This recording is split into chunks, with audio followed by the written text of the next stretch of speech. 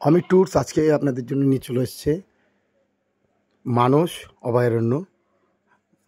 মানস tours আজকে আমরা রয়েছি লতাজার ওয়াচ টাওয়ারে, মানস অভয়ারণ্যে। প্রচুর সংখ্যক হাতি রয়েছে টাওয়ারে।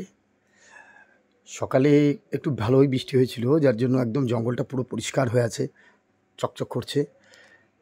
আসার সময় একটা গন্ডার পেয়েছিলাম, যদিও অনেকটাই দূরে, খুব ভালো করে দেখা হয়নি। কিন্তু ওয়াচ টাওয়ারে আমাদের ওঠার কথা, কিন্তু গাইড বারণ করছে, কেননা অনেক হাতি রয়েছে, সাথে রয়েছে ছোট ছোট বাচ্চা। কাজেই বাচ্চা থাকলে পরে হাতিগুলো হিংস্র হয়ে ওঠে, অ্যাটাক করে দিতে পারে। কাজে আর ওয়াচ টাওয়ারে উঠবো না আমরা। এখানে হাতি, অগন্তি হাতি রয়েছে, চারিদিকে ছড়িয়ে ছিটিয়ে আছে। এক্স্যাক্ট গুণে বলা মুশকিল, তবে আনুমানিক 30টার উপরেই রয়েছে। এখানে একদল, সঙ্গে একদম কচিকাচা বাচ্চাকে নিয়ে। টাওয়ারে ওঠাটা আমাদের হলো না আজকে। আমরা এখন এগিয়ে যাচ্ছি সামনের দিকে, গন্ডার আর ওয়াইল্ড বাফেলোর খোঁজে। সামনেও দুটো বাচ্চা হাতি রয়েছে। বাচ্চা দুটো ভয় পেয়ে আমাদেরকে দেখে ছুটে পালিয়ে গেল, আর ওদের খাওয়া দাওয়া একটু ডিস্টার্ব করে ফেললাম আমরা।